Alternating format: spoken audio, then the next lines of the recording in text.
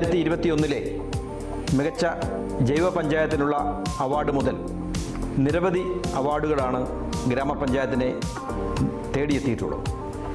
സമഗ്ര പുരസ്കാരം, അതോടൊപ്പം തന്നെ മികച്ച ശുചിത്വ പദവി, 100% പദ്ധതി ചെലവ് വിനിയോഗിച്ചതിൻ്റെ ഭാഗമായി ലഭിച്ചിട്ടുള്ള അവാർഡുകൾ അടക്കമുള്ള നിരവധി അവാർഡുകളാണ് എൻ്റെ മുന്നിൽ നിങ്ങളിപ്പോൾ കണ്ടുകൊണ്ടിരിക്കുന്നത്.